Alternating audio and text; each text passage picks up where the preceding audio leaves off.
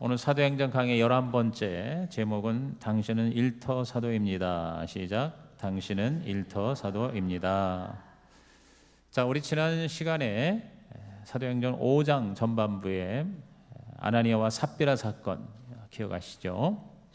그래서 우리 하나님 앞에 우리가 온전한 제사를 드리지 않으면 축복이 아니라 재앙을 받을 수도 있다는 걸 깨달았어요. 그 사건 이후에 사도들의 사역이 더욱 불이 붙게 됐습니다.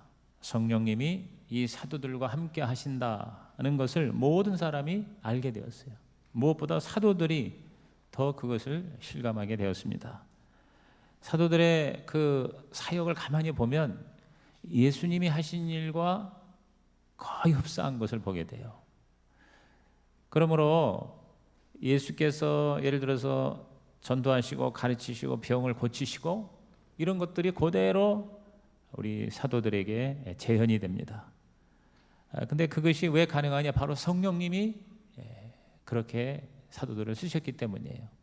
예수님이 이 땅에 오셔서 여러 가지 능력을 행하신 것은 예수님이 하나님의 아들이고 하나님이신 신성이 있으시라기보다도 이 땅에 인간으로 오신 예수님은 그 신성을 의지하지 아니하고 성령님을 의지한 거예요. 그래서 자신의 신적인 능력을 스스로 반납하고 성령님께 의존하는 사역을 하셨어요. 그래서 기도하셨고 그리고 성령의 역사에 민감하게 반응하셨어요. 그것은 우리들로 하여금 동일하게 그러한 삶을 살고 사역을 하라고 본보기로 보여주신 것입니다. 그래서 예수님이 심지어 이런 말씀하셨죠. 너희는 나보다도 더 큰 일을 하리라 그랬어요. 어떻게 예수님보다 더 큰 일을 할 수 있을까요? 그것은 예수님을 통해서 일하신 성령님이 오늘 저와 여러분을 통해서도 역사하실 줄로 믿습니다. 그것이 사도들에게 나타난 거예요. 그래서 사도들도 말씀을 가르치고 복음을 전하고 병자를 고치고 귀신을 내어쫓는 기사와 표적의 주인공이 될 수가 있었던 것이죠. 그렇습니다. 그리스도인이란 그리스도를 닮은 자, 그리스도가 내 안에 있는 자고 그리스도의 성품과 그리스도의 모양을 닮아갈 뿐만 아니라 그리스도가 하신 일을 그대로 따라서 하는 자가 바로 그리스도인인 것이죠. 점점 더 많은 사람이 예수를 믿게 되자 당시 기득권자들, 대제사장들이나 바리새인들이 사도들을 잡아서 가두었어요. 근데 기적이 일어났어요. 사도들이 그 옥에서 나온 거예요. 천사들이, 성령이 놀랍게 초자연적으로 역사하셔서 감옥에서 그냥 그대로 빠져나온 거예요. 그리고는 또 복음을 전하는 거예요. 그러자 그 당시에 성전 수비대장 이하 제사장들이 잡아다가 하지 말라고 그러는데 왜 또 하냐고, 아양 죽여버리자, 예수 죽이듯이 죽이자, 이제 그렇게 작정을 하고 달려들 때에 가말리엘이라고 하는 당시에 가장 존경받는 율법 교사가 진정을 시키는 거예요. 그게 오늘 장면이에요. 그래서 그 말이 설득력이 있으니까 강하게 채찍질을 하고 매로 때리고 놓아주었습니다. 근데 매 맞은 사도들은요 오히려 더 기뻐했어요. 매 맞은 것 때문에 슬퍼하거나 원망한 게 아니라 오히려 더 주체할 수 없는 성령의 기쁨을 가지고 복음을 전하는 것을 그치지 않았습니다. 참으로 놀라운 장면이죠. 바로 이 장면의 주인공이 오늘 옛날에 2000년 전의 사도들만이 아니라 저와 여러분이 되시기를 주의 이름으로 축복합니다. 우리가 바로 초대교회 사도가 돼야 돼요. 사도란 뭐냐? 보내심을 받은 자. 시작. 보내심을 받은 자. 아포스톨로스, 보내심을 받은 자. 파송을 받았다 그 말이에요. 교회는 바로 사도가 돼야 돼요. 교회는 부르심을 받은 자. 시작. 부르심을 받은 자. 에클레시아. 에클레시아는 불러서 오라 이렇게 하나님이 모아놓은 백성이 그게 바로 교회예요. 그런데 교회는 에클레시아만 되는 게 아니라 아포스톨로스가 돼야 된다. 이제 하나님을 만나고 성령을 받고 은혜를 받은 다음에는 보내심을 받는 거예요. 부르심을 받고 보내심을 받는다. 시작. 부르심을 받고 보내심을 받는다. 그게 우리들의 정체성이에요. 그게 우리들의 진정한 모습이에요. 본질이에요. 그러므로 우리가 교회만 될 게 아니라 사도도 돼야 된다 그 말이에요. 이렇게 성전에 와서 하나님 앞에 예배를 드리는 것이 그것으로 끝나는 게 아니라 이제는 뭐예요? 집으로, 일터로, 삶으로, 세상으로 나가서 그 있는 곳에서 더 많은 시간을 보내는 곳에서 예수 그리스도처럼 살아야 된다.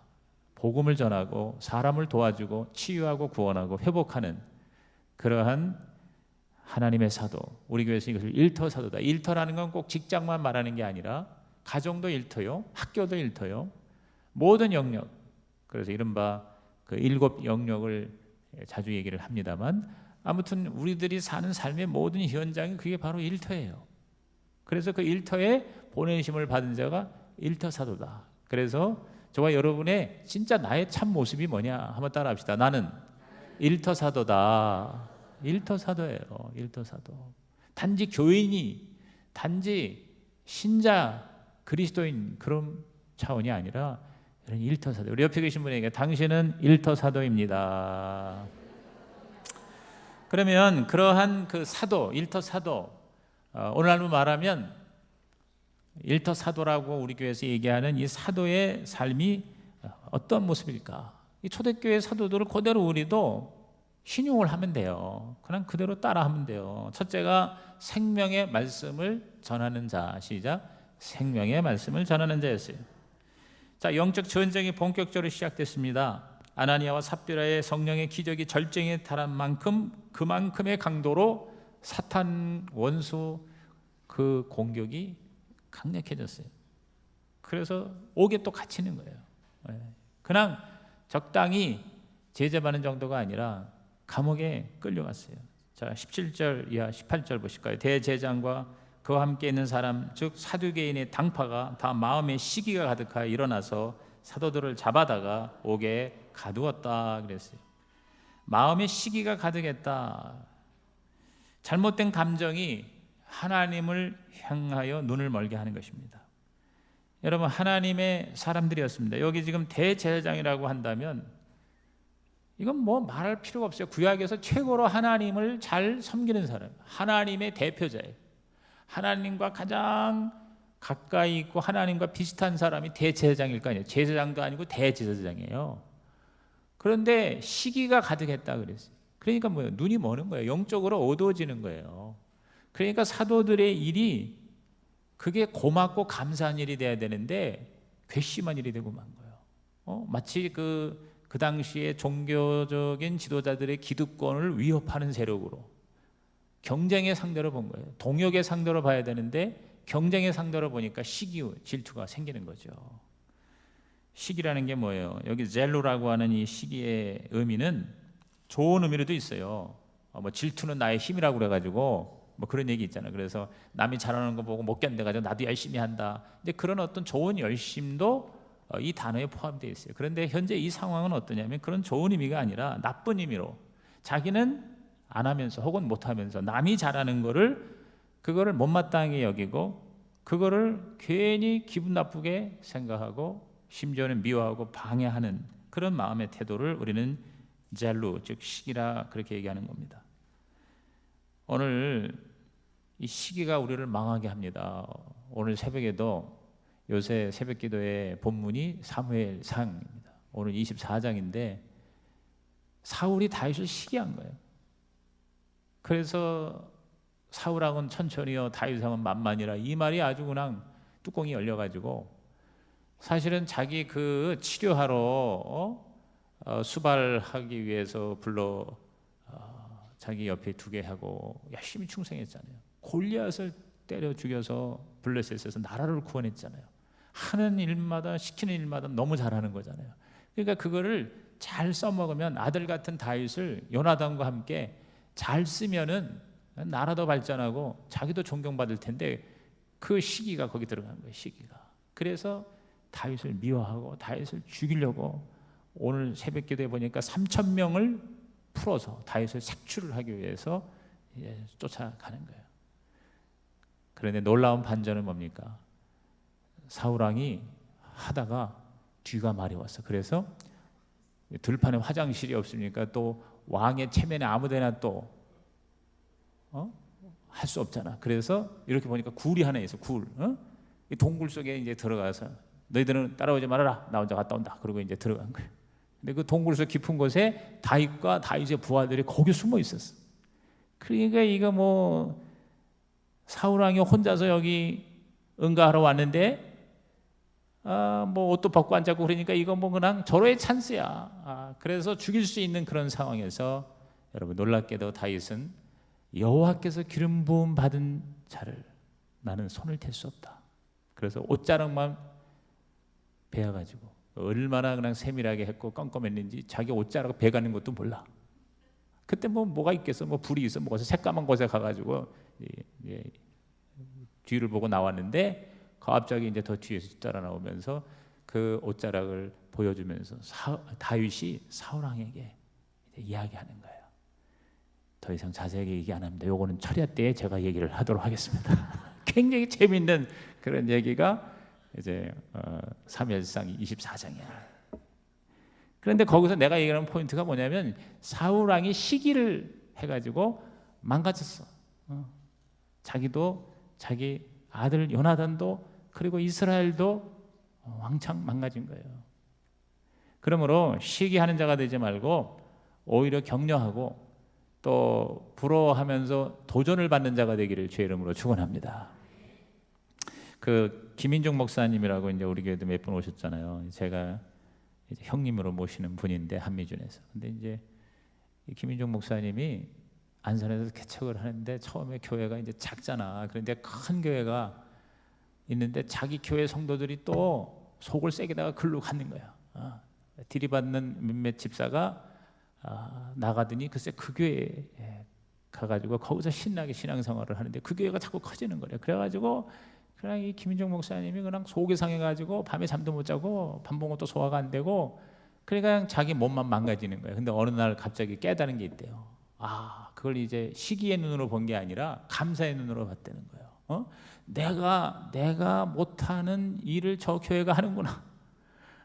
내가 제대로 돌보지 못한 뿔난 집사를 저쪽으로 가더니 거기서 잘 다루어서 열심히 일을 하게 하는구나. 내 교회가 못하는 일을 저 큰 교회가 맡아서 잘해주니 나는 얼마나 감사한가. 실제로 그랬는지 억지로 그랬는지 어쨌든 뭐 그런 식으로 감사하는 마음으로 자꾸 그 교회를 격려하고 칭찬하고 부러워하고 감사를 드렸대요. 그러더니 놀랍게도 자기 교회가 부흥이 시작이 되더라. 할렐루야. 그러니까 시기하면은 결국 손해인데 오히려 그것을 고맙게 여기고 감사하고 도와주면 복을 받는다. 믿으시면 아멘 하시기 바랍니다. 그렇습니다. 여러분 작은 교회가 큰 교회를 욕만 하지 말고 감사하는 마음으로 배우려고 하면 하나님이 그 큰 교회 주신 은혜를 작은 교회도 주실 줄로 믿습니다. 또 작은 기업이 대기업을 욕만 해대지 말고 거기서 배울 점이 뭔가를 깨닫고 열심히 뛰면 그 작은 기업이 또 큰 기업이 될 줄로 믿습니다. 여러분들이 여러분 주위에서 나보다 더 성공한 사람을, 나보다 더 부자 된 사람, 나보다 더 영적으로 성장한 사람을 여러분이 시기하는 것이 아니라 그거를 여러분이 고맙게 여기고 감사히 여기고 내가 못하는 걸 저분이 우리 교회에서 이렇게 열심히 헌신하는구나, 이렇게 감사하면서 더 위해서 축복해주고 중보해주고 기도해주고 나도 저렇게 배워야지 본받아야지 이렇게 따라가면요 여러분 그 사람에게 엄청나게 복이 임할 것입니다. 그리고 전체 교회가 다 잘 되지 않겠습니까? 그러니까 그것은 우리 교회뿐만 아니라 어느 영역에서나 마찬가지인 것 같아요. 그러면 우리가 일터 사도가 되려면은 이렇게 시기하는 자가 되지 말고 오히려 같이 동역하는 자가 되기를 주님의 이름으로 부탁을 드립니다. 근데 놀랍게도요 그렇게 감옥에 가둬놨더니 이게 하나님이 얼마나 역사하는가. 주의 사자가 19절에 밤에 옥문을 열고 끌어내어 이르되 그랬어요. 여기서 주의 사자가 이제 천사인데 성령이, 오늘은 우리로 말하면 성령님이에요. 성령께서 역사하신 거예요. 밤에 옥문을 열었다. 밤이라는 것은 굉장히 힘든 타임이에요. 잠도 못 자고 억울하고 얻어맞고 감옥에 갇혔어요. 뭐 잘못한 게 뭐가 있어요? 복음 전하다가 그럴 때에 천사가 와서 문을 열어주었다.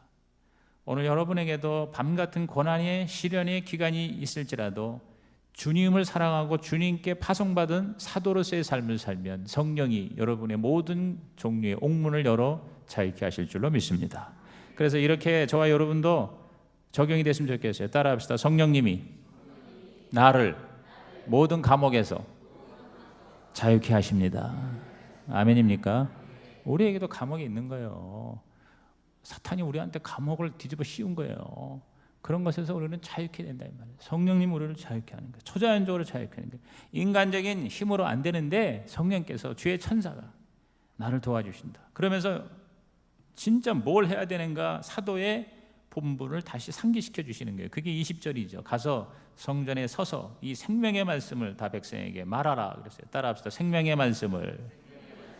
이게 키포인트예요. 생명의 말씀을 백성에게 말하라 이렇게 얘기한 거예요. 그들이 듣고 새벽에 성전에 들어가서 가르치더니 그랬어요. 여러분 천사가 옥문을 열어주고 내보낸 목적이 뭡니까? 바로 생명의 말씀을 가서 전하라 그 말이에요. 여러분이 죄의 감옥에서 자유케 되고 성령님이 저와 여러분을 모든 사망과 저주의 감옥에서 우리를 자유케 해서 구원해 주신 이유가 뭐냐? 바로 생명의 말씀을 전하라는 거예요. 오늘 우리에게도 똑같은 얘기예요. 이 감옥이 바로 뭐냐면 죄의 감옥이에요. 저주와 사망과 지옥의 감옥에서 우리는 뭐예요? 자유함을 받았어요. 성령이 우리를 꺼내주셨어요. 예수를 믿을 때. 아멘입니까? 그러면 뭐예요? 성령이 저와 여러분을 꺼내주신 목적이 뭐냐면 따라합시다. 생명의 말씀을 백성에게 말하라. 그렇게 하라는 거예요. 복음을 전하라는 거예요. 그래서 사도들이 가서 새벽에 성전에 가서 가르쳤다고 그랬어요. 난 여기서 굉장히 놀랐어요. 그 당시에 성전에 새벽에 사람이 있었다는 얘기 아닙니까? 새벽에 사람들이 와서 그러니까 새벽 기도가 그때 성전에도 있었구나. 새벽에 가서 복음을 생명의 말씀을 전할 수가 있었다는 것은 그 대상이 있었다는 거겠죠.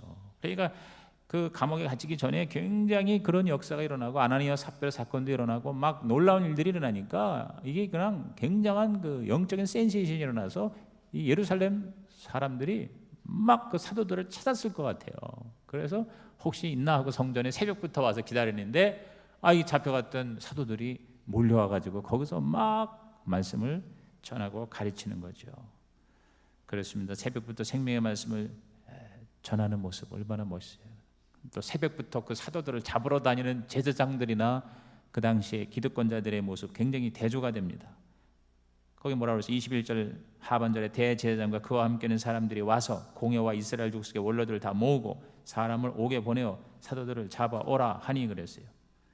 그러니까 이제 아직도 감옥에 있는 줄 알고 지금 뭐 나와서 뭐 새벽에 누가 가르친다고 그러니까 이건 또 뭐야? 이건 다른 친구가 왔나 그러고 이것들이 왜 말을 안 들어 해가지고 가서 잡아와라고. 그래서 새벽부터 또 사내들인 공회를 다 소집했어요. 그 당시에 유대의 최고의 지도자들이 모이는 것이 72인이 모이는 사내들인 공회예요. 그 이른바 오르로 말하면 무슨 국회 같은 거예요. 최고 결정 기관이에요. 그렇게 소집을 하는 거예요. 그런데 여러분 놀라운 일이 벌어졌습니다. 강력한 영적인 전쟁이 일어나서 22절 보세요. 부하들이 가서 옥에서 사도들을 어떻게 했다고? 보지 못하고 그랬어요. 왜? 이미 나왔어. 감옥에 가니까 감옥에 비어 있어요. 이르되 우리가 보니 옥은 든든하게 잠기고 지키는 사람들이 문에 서 있을 때 문을 열고 본즉 그 안에는 한 사람도 없더이다 그랬어요. 이게 얼마나 깜짝 놀랐을까? 다 놀란 거야. 아마 내가 볼 때 사도들도 놀랐을 거야. 천사가 와가지고 그야말로 뭐냐면 투명 인간이 돼가지고 옥을 지키는 사람이든 옥문도 그대로 있는데 그는 거기를 뚫고 통과한 거예요. 쉽게 말하면 순간 이동을 한 거예요. 순간 이동. 요새 그저 마술 같은 거 보면은 순간 이동이라는 거 있어. 이쪽에다가 놨는데 뭐 검은 거 뒤집어 쓰고는 갑자기 저 객석에서 사람이 나오는 거 있죠. 그래서 참 그 신기하잖아요, 그렇죠? 근데 여러분 그 마술이 다 뭐냐면 그게 속임수예요, 속임수. 그러니까 뭐 이렇게 쉽게 이렇게 알 수 있는 그런 아주 기초적인 마술이 있는 반면에 이 몸을 이게 쌍둥 이렇게 반쪽으로 잘라가지고 다시 붙이고, 그 다음에 여기다 있는 게 저쪽으로 날아가고, 심지어는 이렇게 사람들 막 보는 데서 이렇게 사람이 둥둥 떠다니고 하는 이런 모든 이 마술의 쇼가 이게 진짜 그 마술사들이 초자연적인 능력에 있어서 그렇게 역사를 일으키는 게 아니라 이게 철저하게 과학적인 속임수예요. 어떻게 하는지는 나도 모르겠어. 조금만 보여주는 거가 있긴 있더라고. 내가 옛날에 보니까 정말 감쪽같이 그렇게 순간 이동도 되고 사람이 따라뒀다 붙기도 하고 도저히 있을 수 없는 그런 매직 쇼가 여러분 있어서 사람들이 눈을 헐리잖아요. 그런데 99%의 사람들도 다 그게 하나의 그 눈 속임수라는 걸 알면서도 와 하는 거예요, 사실은. 그런데 그걸 아주 극도로 고도의 훈련과 그리고 기가 막힌 장치를 통해서 그런 매직을, 마술을 보여주고 있어요. 여러분, 그것은 속임수인데 이거는 완전히 초자연적인 성령의 역사예요. 순간 이동을 시킨 거예요. 옥에서 그냥 나오게 한 거예요. 그러니까 성전 맡은 그 경비대장이나 또 군사들도 전혀 눈치를 못 챌 정도로 그렇게 사도들이 빠져나왔어요. 24절에 성전 맡은 자가 경비대장이거든. 그리고 제사장들이 이 말을 듣고 의혹하여 이 일이 어찌 될까 하더니 이게 도대체 어떻게 해서 이런 일이 생겼냐고 깜짝 놀라는 거예요. 그러니까 없다고 그러니까 그러면 어디 갔냐 했더니 저기 성전에서 새벽부터 가서 새벽기도 인도하고 있습니다. 거기 가서 잡아와라. 25절 26절 사람이 와서 알리되 보소서 옥에 가두었던 사람들이 성전에 서서 백성을 가르치더이다 하니 성전 맡은 자가 즉 수비대장이 부하들과 같이 가서 그들을 잡아와 강제로 못하면 백성들이 돌로 칠까 두려워하며 지금 막 은혜 받고 있는데 쉽게 말하면 이제 끌고 간 거예요. 그래가지고 이제 강제를 못하니까 이제 와서 체포영장을 보여주면서 그랬겠지.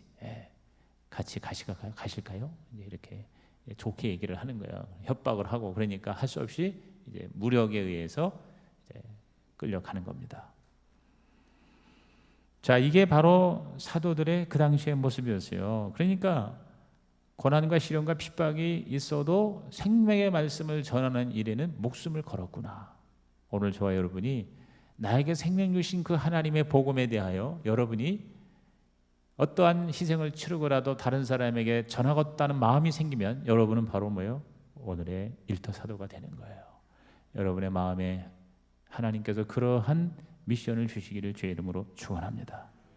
두 번째로 일터 사도, 초대교회 사도는 하나님께 순종하는 자, 시작, 하나님께 순종하는 자였습니다. 생명의 말씀을 전하는 자일 뿐만 아니라 하나님의 말씀을 순종하는 자였어요. 29절이 핵심적인 구절인데 그 전에 27절에서 28절에 보니까 엄청난 세력이 사도들에게 협박을 합니다. 그들을 끌어다가 공회 앞에 세우니, 자, 아까 얘기한 대로 최고 종교 지도자들의 회의입니다. 여기서 사형 언도도 내릴 수 있습니다. 예수님이 바로 여기서 십자가 처형의 사형 언도를 내립니다. 근데 그 집행은 로마의 총독이 허가를 해줘야 돼요. 사인을 해줘야 돼요. 실제로 사형 집행은 로마 군인이 하게 돼 있어요. 그런데 사형 언도를 종교적으로 재판을 내릴 수 있을 정도의 최고의 권위가 공회예요. 그 공회 앞에 세우니 대제사장이 들어 이르되 우리가 이 이름으로 사람을 가르치지 말라고 엄금하였는데 너희가 너희 가르침을 예루살렘에 가득하게 하니 이 사람의 피를 우리에게로 돌리고자 하미로다. 이렇게 이제 겁박을 주는 거예요. 여기 너희 가르침을 예루살렘에 가득하게 하니 그랬어요. 여러분, 사도들은 그 말씀에 순종해서 성령의 자유케 하심과 파송하심에 따라 가서 복음을 얼마나 열심히 전했는지 이 사도들을 잡아 죽이려고 하는 사람들의 입에서 이러한 증언이 나온 거예요. 너희의 가르침이 예루살렘에 가득하게 되었다. 그 말이에요. 과장이 아닌 거죠. 그러니까 그 적이 원수가 인정하고 시인할 정도로 사도들은 확실하게 하나님의 말씀을 전했습니다. 그렇게 너희가 했냐고 하면서 겁박을 줄 때에 자 29절이 요절이에요. 다 같이 시작. 베드로와 사도들이 대답하여 이르되 사람보다 하나님께 순종하는 것이 마땅하니라. 따라합시다. 하나님께 순종하는 것이 마땅하니라. 그랬어요. 그러니까 너희들 사람의 말을 니들이 비록 권세가 있지만 우리보다 힘이 세지만 아무리 힘이 세도 사람들의 말을 듣는 것보다 전능하신 하나님을 순종하는 것이 더 마땅하다. 야, 어떤 상황에서도 흔들리지 않는 사도들의 견고한 믿음이에요. 그리고 무엇보다 어떻게든지 복음을 전하고자 하는, 그러니까 하나님께 순종한다는 게 뭐야? 하나님이 주신 명령에 순종하는. 근데 하나님이 주신 명령이 뭐냐? 바로 생명의 말씀을 전하라. 그것으로 파송이 된 거거든요. 그래서 30절에서 31절을 보세요. 다 같이 읽어봅니다. 너희가 나무에 달아 죽인 예수를 우리 조상의 하나님이 살리시고 이스라엘에게 회개함과 죄사함을 주시려고 그를 오른손으로 높이사 임금과 구주로 삼으셨느니라. 여러분, 이게 바로 복음이에요. 그러니까 이 사도들이 사도가 된다는 건 뭘 말하냐면 자기들이 뭘 전해야 하는지, 왜 파송이 되었는지를 정확하게 알고 있었다는 거예요. 오늘 여러분이 이 시대의 사도가 되기 위해서는 정확하게 복음을 알아야 돼요. 그냥 두리뭉실이 그저 뭐 교회 다니고 예수 믿고 이런 정도가 아니라 예수가 누구이신가, 예수를 왜 믿어야 하는가, 이 복음의 핵심을, 메시지를 저와 여러분은 아주 절실히 체득을 해야 돼요. 이것이 아주 절절해야 돼요, 우리한테. 근데 그게 바로 이 30절과 31절이에요. 너희들이 죽인 예수, 신성 모독죄로 죽인 그 예수, 그 예수님을 하나님이 살리셨다. 그러니까 예수님의 부활을 강조했고요. 그 다음에 회개함과 죄사함을 주시려고 그랬어요. 회개함과 죄사함이다. 밑줄 치세요. 회개함과 죄사함. 시작. 회개함과 죄사함. 그랬어요.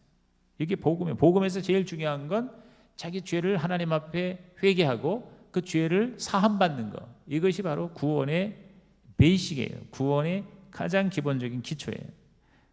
그러기 위해서 오른손으로 높이사 임금과 구주로 삼으셨다.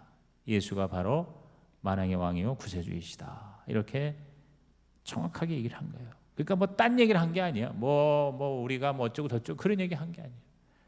그냥 대놓고 하나님께 순종하는 게 마땅하다. 하나님께 순종하는 게 뭐냐? 너희들이 하지 말라고, 전하지 말라고, 그만 그 예수에 대한 메시지, 복음을 전해야 한다. 이렇게 얘기를 한 겁니다. 그러니까 그 대제사장들에게조차, 다시 말해서 그 종교 지도자들, 수십 명이 새벽부터 모인 사람들, 막 그냥 살기가 노기가 등등한 그 사람들에게조차도 여러분, 사도들은요 딴소리 하지 않고 예수님이 우리를 위해서 죽으셨고 부활하셨는데 그 예수를 믿고 죄를 회개하고 죄사함을 받아야 됩니다.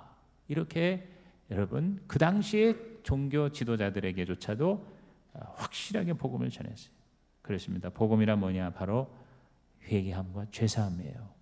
베드로 후서 3장 9절에 보면은요, 주의 약속은 어떤 이들이 더디다고 생각하는 것까지 더딘 것이 아니라 오직 주께서는 너희를 대하여 오래 참으사 아무도 멸망하지 아니하고 다 회개하게 이르기를 원하시느니라 그랬어요. 여러분, 그 말세가 언제가 말세냐? 막 사람들이 조롱하기도 해요. 2000년 전에도 말세인데 그 말세는 도대체 언제 말세야? 말세가 안 오는 게 아니야? 하고 사람들이 조롱할지 몰라요. 그런데 하나님이 이 세상의 심판과 종말을, 말세를 늦추시는 가장 확실한 이유는 뭡니까? 바로 한 사람이라도 더 회개해서 더 한 사람이라도 구원받도록 하기 위해서.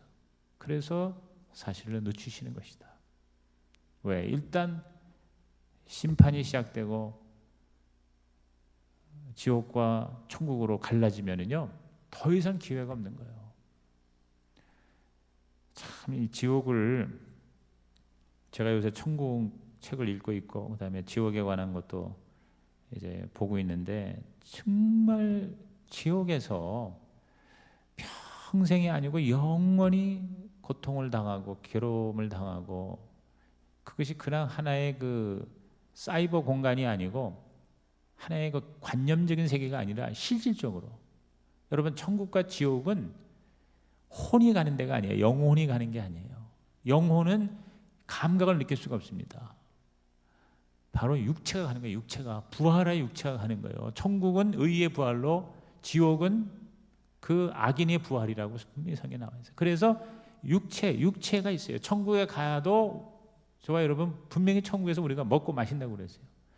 다시 말해서 감각적으로 느끼는 거예요. 새로운 육체로 우리가 다시 부활하는 거예요. 그래서 천국이, 이 세상에는 모든 아픔, 고통, 슬픔, 그것이 없는 것이 천국이라고 분명히 얘기했어요. 눈물이 없고 고통이 없고 병이 없고 그런 절망이 없는 것이 천국이라고 그랬어요. 근데 지옥은 고통이라고 그랬어요. 고통, 영원한 고통이라고 그랬어요.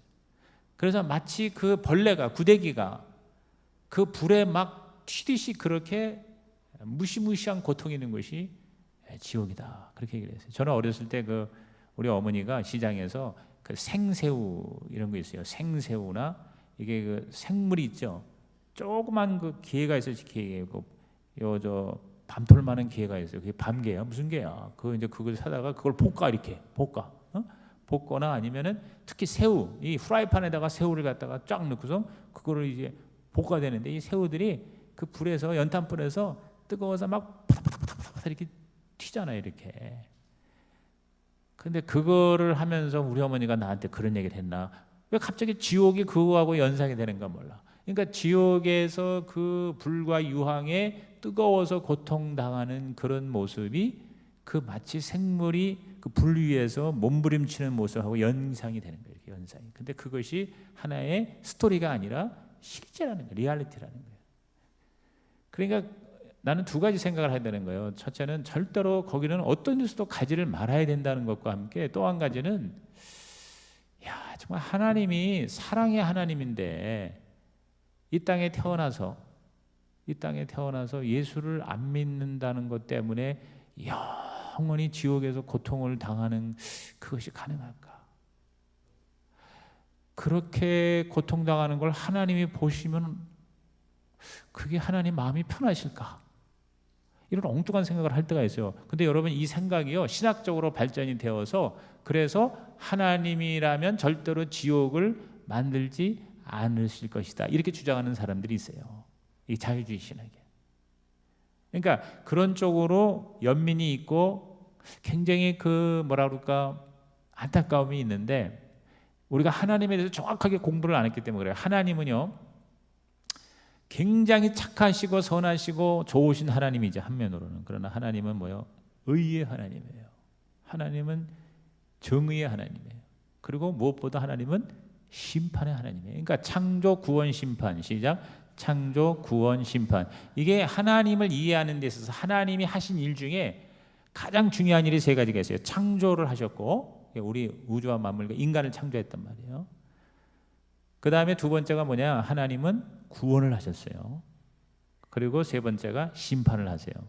이 세 가지 주제가 이제 요새 논란이 되고 있는 노아라는 영화에 이제 그게 다 들어가 있는 거예요. 들어가 있는데 그것을 성경적으로 하나님의 말씀과 권위를 손상하지 않으면서 영화를 만들어야 되는데 성경에 없는 얘기. 그 다음에 하나님의 성품과 속성을 제대로 표현하지 않고 오히려 이것이 상치되게끔 하는 그런 요소들이 거기 굉장히 많은 거예요.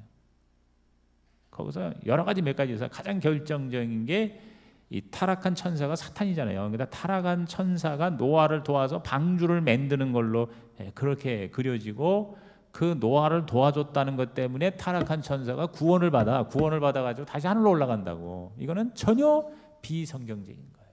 그 외에도 여러 가지가 있어요. 그 아담과 하와를 유혹한 그 뱀의 그 껍질이 계속 이것이 이어져 가지고 노아가 그걸 가지고 있고 노아가 그 뱀 껍질을 손으로 이렇게 감아서 그걸로 자손들을 축복을 하는 거예요. 이게 말이 안 되는 얘기거든.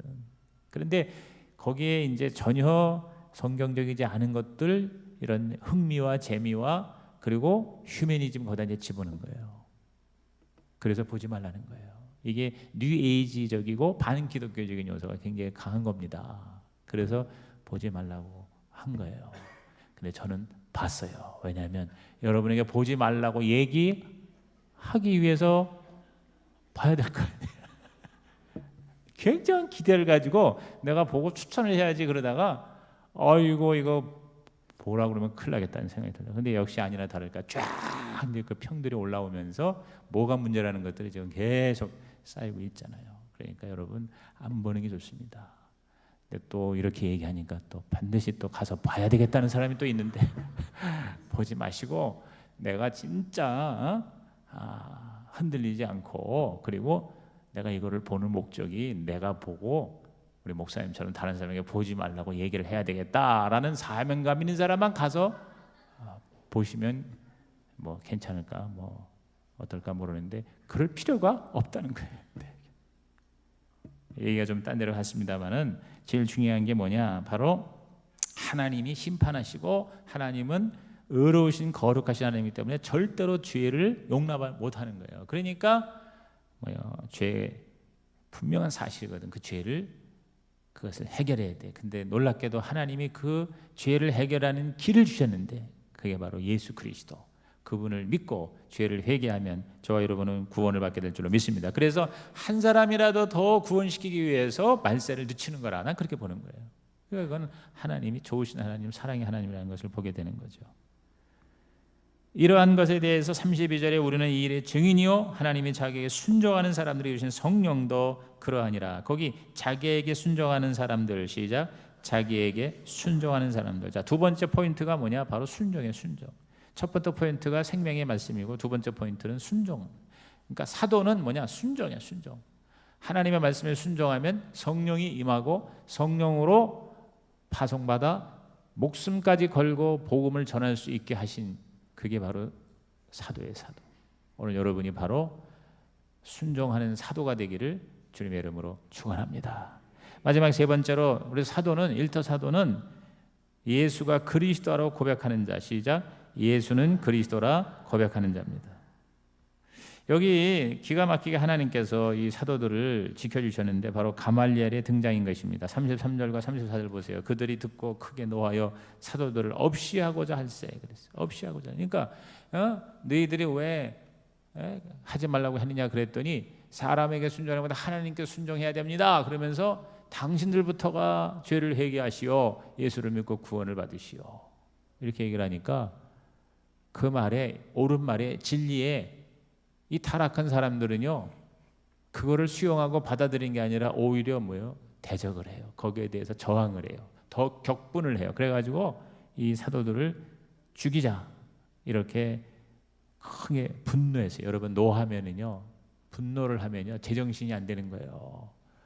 더 악수를 택하는 거예요. 더 잘못된 길을 가는 거예요.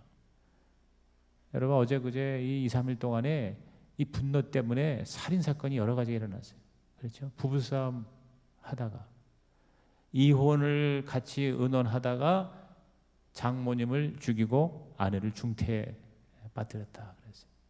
자기 중학교 딸이 성폭행 당했다는 말을 듣고 분노한 아버지가, 어제입니다. 그게 어제 일어난 사건이에요. 그 10대 19살 먹은 그 남자친구를 찾아가서 칼로 등을 찔러서 죽게 만들었어요. 여러분, 어떻게 됩니까? 그거를, 그 아버지는 이제 최소한도 5년에서 10년 징역을 살아야 될 거 아니에요.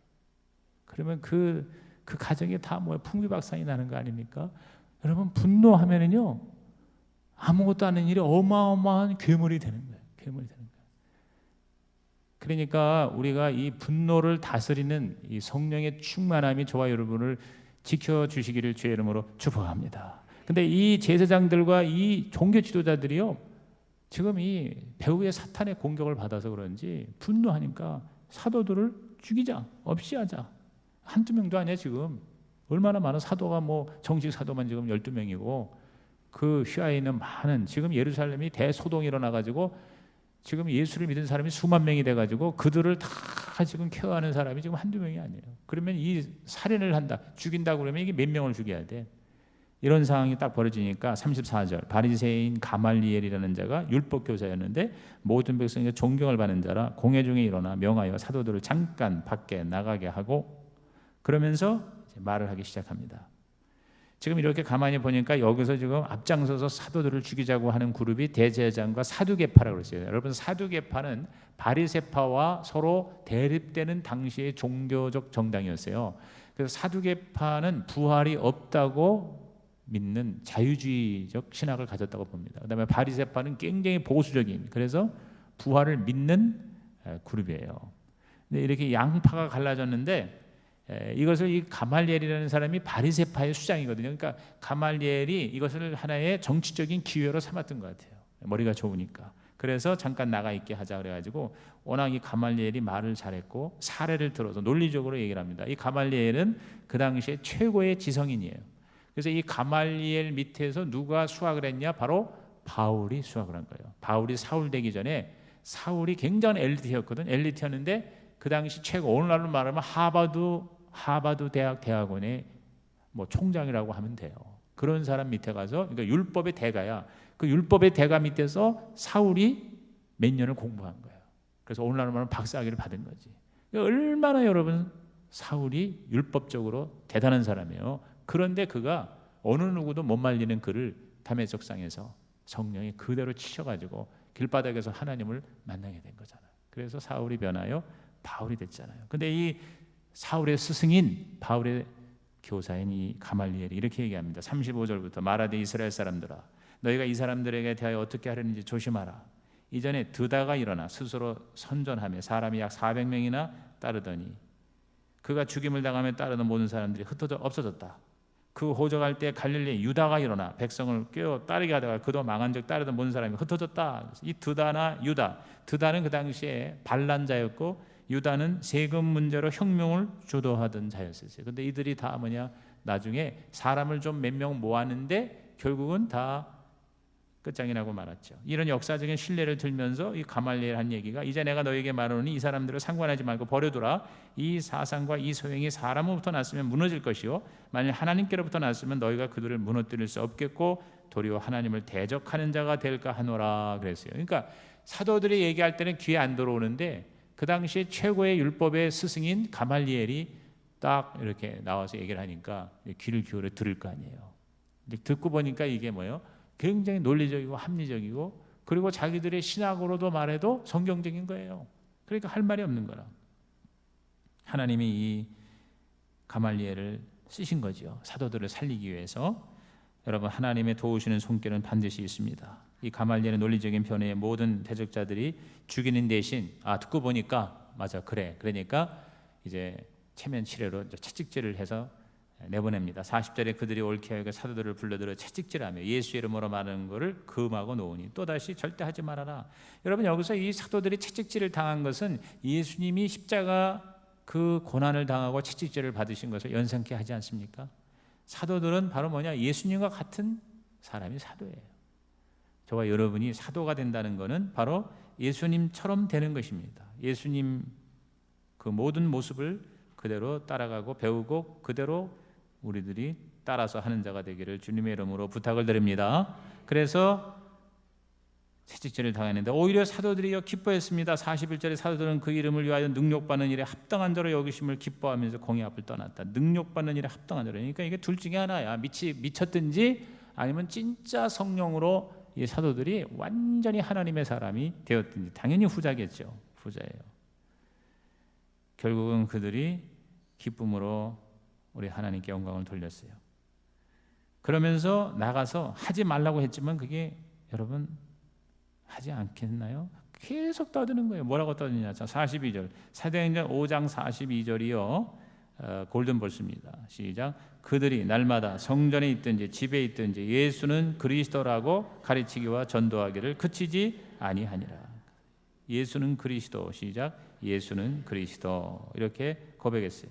여러분, 이 예수는 그리스도라는 게 초대교회의 신앙 고백의 핵심입니다. 톤 크리스톤 예수는, 헬라어로는 톤 크리스톤 예수, 예수는 그리스도. 이게 바로 복음의 핵심이에요. 그리스도가 바로 뭐예요? 메시아죠.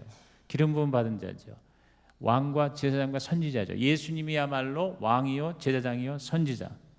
그래서 정말 예수님이 최고의 구원자요 지도자다. 그렇게 고백하는 겁니다. 오늘 예수가 그리스도임을 고백하는 자마다 구원을 받고 사도가 되는 줄로 믿습니다. 그래서 베드로가 마태 16장 16절에 시몬 베드로가 대답하여 이르되 주는 그리스도이시오 살아계신 하나님의 아들입니다. 주는이라는 건 당신은 말하는 거예요. You are Christ and the Son of God. 당신은 선생님은 바로 예수님은 그리스도요 하나님의 아들이십니다. 요한복음 20장 31절에 요한이 요한복음을 쓴 목적에 대해서 이렇게 얘기합니다. 다 같이 마지막으로 읽습니다. 오직 이것을 기록하면 너희로 예수께서 하나님의 아들 그리스도이심을 믿게 하려 함이요 또 너희를 믿고 그 이름을 힘입어 생명을 얻게 하려 함이니라. 따라합시다. 예수는 하나님의 아들이요 그리스도이십니다. 그러니까 베드로가 고백했던 거하고 똑같은 얘기죠. 그러니까 요한이 요한복음을 기록한 목적이 바로 십자가에서 죽으신 예수가 메시아다, 그리스도다, 구원자다, 구세주다. 우리 식으로 말하면, 그러니까 우리 말로는 구세주야. 구세주가 메시아고 그리스도예요. 예수는 구세주. 시작. 예수는 구세주. 세상을 구원하는 구주, 나를 포함해서. 그게 바로 그리스도예요. 그게 바로 메시아예요. 그리고 하나님의 아들이다. 바로 하나님이시다 그 말이에요. 오늘 저와 여러분이 예수가 그리스도임을 믿을 때 우리는 구원을 받고 또한 그것을 전하는 사도가 될 수 있다. 오늘 모두 다 여러분은 이러한 예수의 제자여 사도가 되시기를 주의 이름으로 축복합니다.